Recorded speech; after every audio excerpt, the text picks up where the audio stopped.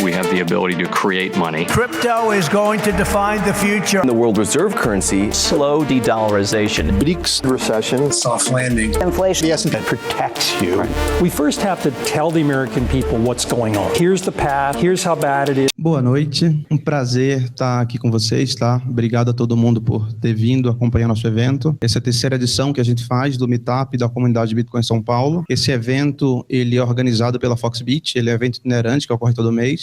A gente trouxe alguns dos maiores especialistas que a gente teve acesso. Mas vamos lá para a parte que vocês estão mais interessados, né? Deixa eu chamar aqui, tá? Alguns dos maiores especialistas que a gente tem no Brasil, pessoas que estão envolvidas com a parte tecnológica de Bitcoin, estão evangelizando. Então eu gostaria de chamar aqui primeiramente o Safiri Félix, tá? E o Marco Carnot da Coinwise. Cadê o Marco? Tá ali atrás. Bom, boa noite. Primeiro agradecer o convite do pessoal da Fox. Então, o fato de ter uma forma de dinheiro não baseada em dívida me encantou e aí, desde então, fui me envolvendo cada vez mais nesse mercado, conhecendo os players envolvidos e tentando construir modelos de negócio capazes de entregar esse valor para cada vez mais gente, né? E aí estamos nessa caminhada desde então. A minha história com o Bitcoin começou de uma forma talvez atípica. A minha introdução no Bitcoin foi de um cunho técnico. Eu primeiro estudei o protocolo. A primeira vez que eu li o paper de Satoshi, eu olhei assim e disse, caramba, isso é interessante, mas eu tenho que ler com calma. Não caiu a ficha no primeiro momento. Só que eu fui atropelado por uns projetos, etc. E só fui pegar no paper de novo um ano depois. Quando eu realmente sentei para ler com paciência o paper de Satoshi, eu fiquei absolutamente encantado, né? A gente diz no mundo do Bitcoin que a gente é infectado pelo vírus do Bitcoin, porque de repente a gente não quer fazer outra coisa da vida. Falando de análise técnica, trouxemos aqui o Fausto Botelho, da Enfoque, especialista em análise técnica, vai explicar um pouco do que é isso, desmistificar. A gente já falou de análise técnica aqui, o Carnot já olhou ali, já chamou de oráculo, já chamou de mágica. E, enfim, eu quero muito assistir esse conteúdo dele para aprender um pouco também. Boa noite. Eu sou consultor de valores imobiliários e, portanto, sou credenciado pela CVM, isso significa ser credenciado pela CVM para poder fazer análises de mercado. Eu sou especialista em análise técnica porque mexo com análise técnica há 40 anos. Acabei de completar 40 anos de análise técnica e eu não queria chegar aqui e apenas dizer para vocês, olha, eu acho que vai acontecer isso, apenas mostrar um gráfico e dizer, olha, acho que vai acontecer isso ou aquilo. Então, eu quero dar um pequeno conceito para vocês sobre o que é análise técnica. Muita gente tem um conceito completamente errado de análise técnica, achando que isso é uma espécie de bola de cristal, que a gente olha no gráfico e vê alguma coisa. O que me fascinou com a análise técnica é o fato de perceber que ela é um processo que me traz indicações absolutamente lógicas sobre o comportamento futuro dos preços. E eu vou tentar mostrar essa lógica para vocês dentro dos 10 minutos que eu tenho para poder transmitir isso para vocês. Primeiro eu vou tentar fazer uma operação aqui, porque... Tá, não, vou só gastar um minutinho.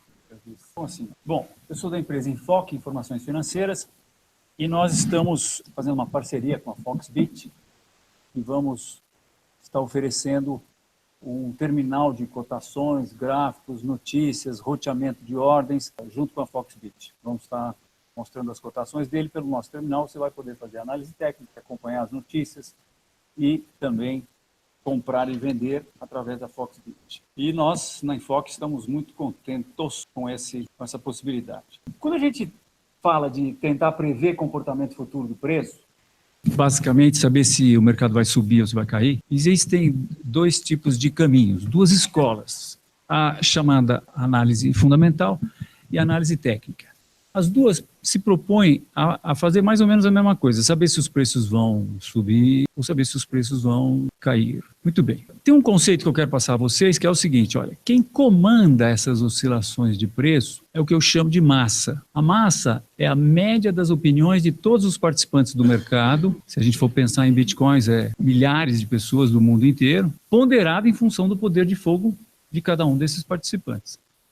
Eu acho que vai subir, os irmãos Winklevoss lá, acham que vai cair.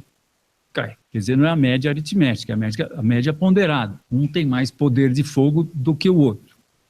Essa média de opinião que comanda os preços. Eu, como analista técnico, procuro observar, analisar e interpretar o comportamento dessa massa de indivíduos, que eu chamo de massa. Para visualizar, analisar, interpretar esse comportamento da massa, eu uso um artifício, que são os gráficos. Porque os gráficos nada mais são do que um espelho do comportamento da massa.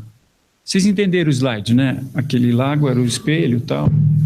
Demorou umas 5 horas para fazer isso. Muito bem. Então, é isso que eu faço. Agora eu vou dar 3 conceitos rápidos para vocês. Primeiro é o processo de expansão, que a gente vai ligar daqui a pouco ao processo de tendência de alta em que se encontra o Bitcoin, e que tem a ver, e que a universidade padronizou chamar de Fibonacci. Quem for a Pisa vai ver lá uma estátua do Fibonacci, que na verdade não é ele, é um transeunte que o fulano pegou lá e daí desenhou lá, quer dizer, fez uma escultura lá e chamou de Fibonacci. Ninguém sabe que ele viveu em 1200. Mas esse cara criou, através de um problema que estava num livro dele, uma série de números, que essa série aqui começa com 0 e 1, e o próximo é a soma dos 2 anteriores, tá? Na verdade, não precisa ser essa aí, você pode fazer qualquer número, o próximo é a soma dos 2 e vai dar mais ou menos a mesma coisa. Mas, se você dividir na série Fibonacci, né? Então, 0 e 1, 1 e 1, 2, 2 e 1, 3, 5, 8, 13, 21... Se você dividir qualquer um desses números pelo anterior, você vai chegar num número que é φ, que é 1.618 e vai embora. Ele é um número irracional. E ele é muito especial, esse número. Os filósofos e os matemáticos tremem quando você fala de φ, porque ele é o único número cujo quadrado é ele mais 1. 1.618 vezes 1.618, quem tiver com o HP aí, confira, é 2.618. E ele também é o único número cujo inverso, 1 dividido por 1.618, adivinhe, é ele menos 1, é 0.618. Bem, não dá para ganhar muito dinheiro com isso, mas o fato é que, se vocês forem na internet e digitar no Google, YouTube, Fibonacci, tem milhões de páginas, né? Mas no YouTube, vocês vão ver um filme que chama-se God's Fingerprint, Impressão Digital de Deus. Maravilhoso o filme, porque tudo, absolutamente quase tudo, na natureza, segue padrões Fibonacci. Então, por exemplo, esses quadros aqui, ele mede segmentos de maneira que, se a gente dividir esse segmento maior pelo menor, vai dar 1.6. Então, o que a gente viu aqui é que as plantas seguem essa proporção. O Capitólio segue essa proporção. O girassol segue essas proporções. A abelha segue essas proporções e por aí vai. Essa estrela famosíssima que ilustra algumas religiões segue exatamente essa proporção. A quileia epitármica tem a difícil tarefa de fazer com que todas as suas flores tenham um lugar ao sol, literalmente, né? Ela procura fazer um buquê de flores. Ela solta os seus galhos usando números Fibonacci. O Panteão tem também as suas medidas todas baseadas em Fibonacci. Se a gente pegar a altura da pirâmide do Egito e dividir pela base, pela largura da base, adivinha o quê? 1.618. Esse cara aqui é o Caramujo Nautilus, é uma das curvas mais perfeitas da natureza. Então, se a gente fizer 2 quadrados, e depois de 1, depois puser um de 2, que é a soma desses outros, né? E depois puser um de 3, e depois puser um de 5, 8, 13, for seguindo a série Fibonacci, depois a gente pegar um compasso e abrir aqui, ó, no primeiro, e põe o compasso aqui, daí põe esse daqui, aqui, Fibonacci. Legal, né? Via Láctea, Fibonacci. Bom, mas como eu disse, isso não ganha dinheiro, tá? Para nós, analistas técnicos, o mercado tem alguma coisa de Fibonacci, que é feito por humanos. Quando a gente tem uma tendência assim, ó, e a gente mede uma tendência, muitas vezes com esse negócio aqui, com essa retinha que a gente chama de reta de tendência. Isso aqui seria uma reta suporte, reta de tendência de alta. Então, quando rompe essa reta, muitas vezes ele volta e começa aí um novo processo. Até onde vai esse novo processo? A gente sabe que esse novo processo vai de 0.38 dele, corrige ponto desse 100% aqui, ele vai corrigir 0.382 a 0.618, ou seja, vai retrair de 40% a 60%. Já é alguma coisa, né? Quando chegar lá pelos 40%, a gente fala, pô, será que é agora que vai para cima de novo? Também não dá para ganhar muito dinheiro, mas, muito bem. Teve um cara que chama-se Charles Dow, que era o dono do Wall Street Journal. Ele escrevia os editoriais do Wall Street Journal, e esses editoriais foram escritos em 1900, 1901, 10 anos depois, Robert Ray, um outro cara, juntou esses conceitos que ele punha lá nesses editoriais e transformou isso no que hoje a gente conhece como teoria Dow. 115 anos depois, a gente fala desse cara. Existem, vocês forem na Amazon, vocês vão ver dezenas de livros que falam sobre a teoria de Dow. Esse cara falou várias coisas, tá? Mas o que interessa para nós é que os mercados têm três movimentos, o que interessa para nós é que os movimentos principais têm 3 fases, tá? Então vamos lá. Ia apagar isso aqui, não apaguei, não sei. Ai, meu Deus do céu, não apaguei. Não, mas aí a gente dá um bypass aqui. Estamos chegando. Os movimentos principais têm 3 fases. Comecei tudo de novo. Enquanto ele vai, eu vou fazer uma previsão aqui para vocês. Vocês vão falar daqui a uns anos, não muitos, mas digamos aí, menos que 10 anos, vocês vão falar para as pessoas, para os seus filhos, talvez para os seus netos. Neto não dá tempo. Eu estive em abril de 2017 numa palestra na Telefônica, quando o Bitcoin estava $1.000. 1.000 e pouquinhos dólares. Bom, o Charles Dow falava que o mercado tem 3 tempos gráficos, então ele tinha a onda primária, secundária, não é isso que eu quero. Os movimentos principais têm 3 fases. As fases são movimentos no sentido da tendência. O Charles Dow chamava isso de bull market. Lá em Wall Street, no mercado, a gente chama o movimento de alta de touro, que o touro chifra para cima, para quem não sabe, e bear, movimento de baixa, o urso dá a patada para baixo. Então, o urso e o touro são representações do mercado. Então, isso aqui seria um bull market.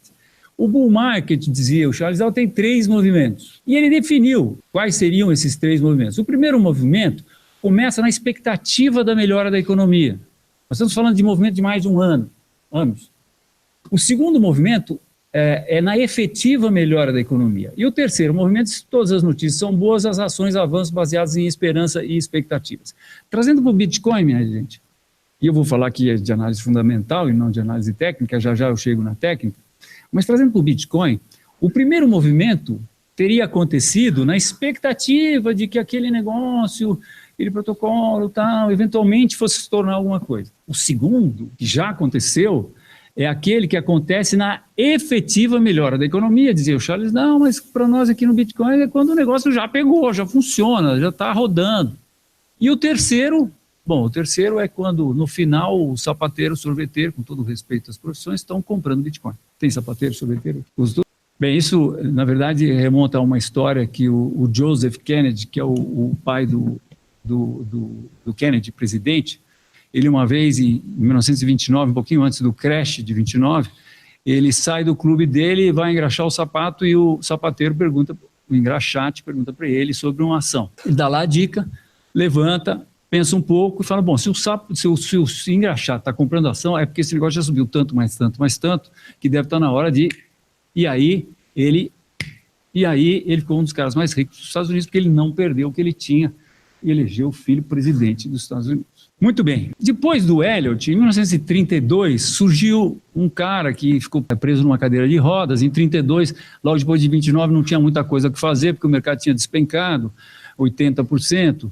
E esse cara evoluiu um pouco o processo do Dow. Aqueles 3 movimentos que o Charles Dow dizia que existiam, ele, no seu método de classificar e prever os movimentos do mercado, foi um pouco além do Dow e diz que os mercados, na verdade, têm movimentos no sentido da tendência entremeados por movimentos no sentido contrário ao da tendência. Tá? Então, movimento no sentido da tendência e contrário, sentido contrário. Tá? E os movimentos que eram no sentido da tendência principal, da tendência geralmente de alta, ele chamou de movimentos impulsivos e chamou esses movimentos de onda 1, 2, 3, 4, 5. Então, onda 1, 3 e 5 seriam as ondas impulsivas, tá? Que são os mesmos 3 movimentos do Charles Dow. Mas o mercado também teria movimentos contrários à tendência, que ele chamou de A, B, C. Muito bem. Isso aqui tem a ver com Fibonacci, porque se a gente contar isso aqui, 1, 2, 3, 4, 5, 1, 2, 3, divide por 5 por 3, 1,618. Quase. Mas o Elliott descobriu também que os movimentos são fractais, que o mercado é fractal.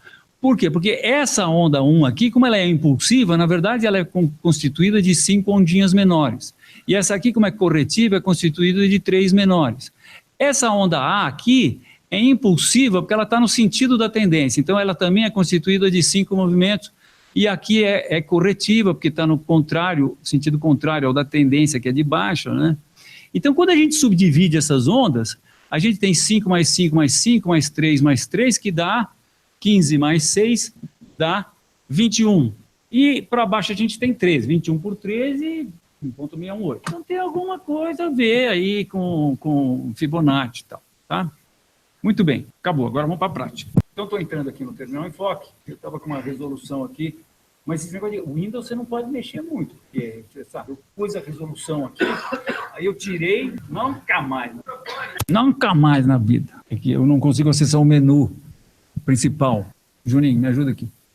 Janelas, o que eu quero? Janelas organizar, tá bom, já achei, obrigado. Eu quero mostrar a vocês um gráfico que nós temos, até fizemos um pôster e estamos até distribuindo novamente esse pôster. É um pôster lindo do Ibovespa, tem 50, alguém de vocês já deve ter visto em alguma corretora, tem 50, 60 e 65 anos de idade, esse pôster, 60 e qualquer coisa.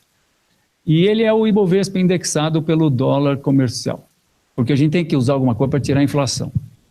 Então, quando a gente usa isso, a gente tem isso aqui. Ó. E aí, eu quero mostrar para vocês que o que acontece com teoria de Dow e teoria de Elliott é que as pessoas começam a querer aplicar isso no curto prazo. E no curto prazo tem muito barulho, tem muita poeira, tem muita sujeira, tem muita pequena manipulação. Então, distorce um pouco o processo, tá? Agora, quando a gente pega o helicóptero, sai, voa bem longe para olhar a floresta, aí a coisa... E o padrão Elliott, nossa, salta aos olhos. Então, vejam que coisa linda também, né? Que harmonia a gente tem no Bovespa. Eu consegui encanar o Bovespa nesse cano aqui, capturei 98% das cotações do Ibovespa, e aqui a gente vê que ele bate embaixo, bate em cima, bate embaixo, bate em cima, bate embaixo, bate em cima. Na verdade, a gente chama isso aqui de canal de alta, mas o importante é o seguinte, ó, 1, 2, 3, 4, 5, A, B, C. Tá meio confuso aqui, né? Mas é mais ou menos isso aí, tá? 1, 2, 3, 4, 5, A, B, C. Pô, mas a partir de 91 o negócio começa a ficar... Que é isso? 1, 2, 3, 4, 5, tá claro? Não? A, B, C. 1 é impulsiva, né? Então, olhem só que legal, ó. 1, 2, 3, 4, 5. 1, 2, 3. Fez as ondas 1 e 2, 3, 4, 5. A, B, C. A partir do Lula aqui. 2002 entra o Lula. 1, 2, 3, 4, 5. ABC, ou 1, 2, 3, 4, 5, ou seja, 3 movimentos de alta. É absolutamente lógico isso. Quando você percebe que o primeiro é na expectativa, o segundo é no fato, o terceiro é no Deus me acuda. O terceiro é, por exemplo, quando eu faço parte de um grupo, o João participa também, e outro dia o cara publicou lá um negócio, eu estava meio desavisado, comecei a ler.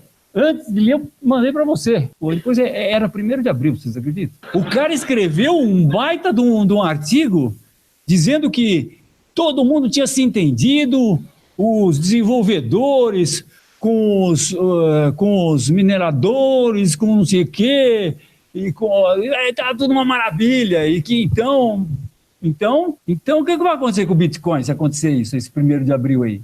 Que pode acontecer amanhã, pode subir, né?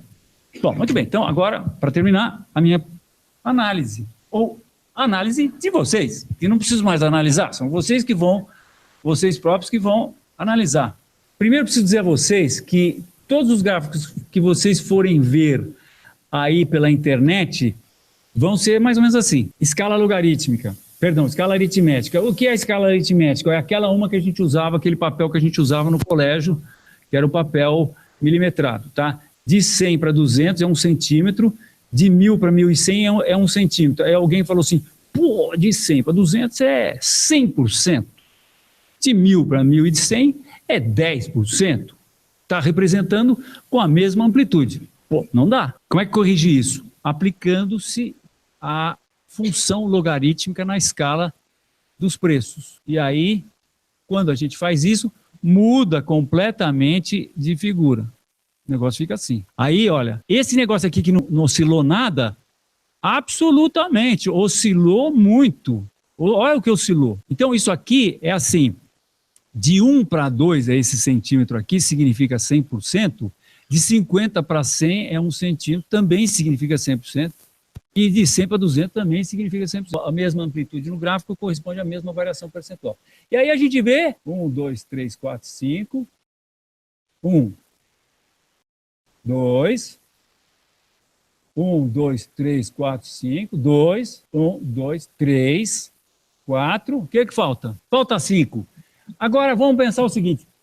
A gente vai pensar para onde vai isso. Se, de fato, esse nível for rompido, inicia-se assim. O mercado está com toda a característica de que vai iniciar esse processo. E então, se iniciar, vai para cima. Então, aí, eu vou pegar esse cara aqui, que na verdade está me dando a amplitude do segundo movimento. Então, qual é a análise que eu faço, que é banal? De que tamanho pode ser o terceiro movimento? O terceiro movimento é aquele carregado com o auge da euforia. E tal, que ele seja igual ao segundo. Eu vou mostrar uma coisa agora para vocês que quando eu vi, eu falei, deu um salto assim do computador. Tremi, oricei os pelos e falei, bom, tudo que eu tiver de dinheiro sobrando é Bitcoin. Estou especialista no Mercado Livre. Tem um oratório antigo lá, pau nele. Tinha uma lancha lá que eu não usava, pau nela. Pau, e se eu tiver R$300 é Bitcoin. Quando eu vi isso aqui, que o primeiro movimento, por acaso, foi idêntico ao segundo movimento. O que reforça a nossa análise básica, muito simples, banal, de que o terceiro movimento pode ser igual aos dois primeiros. Eu acho que vai ser um pouquinho maior, talvez bem maior. Mas assumir que o terceiro movimento é absolutamente natural e provável. Sinto muito, é $100 mil. Por quê? Porque o primeiro e o segundo movimento foram de 58 mil%. 51 mil%. Exagerei, 51. Quando? Essa é a pergunta que surge, né? Olha, o negócio começa em 2010 e vai para 2011. O primeiro movimento, portanto, foi de 1 ano. O segundo movimento foi de 2 anos. O terceiro movimento já tem 2 anos. Isso pode ser em 2017 tranquilamente. Tá? É isso aí. Muito obrigado. Easy with BingX. Your account is easy. Making a deposit is easy. BingX makes it easy to learn. See, crypto trading is now. Deixe o seu like, compartilhe e inscreva-se no canal para receber notificações das próximas lives.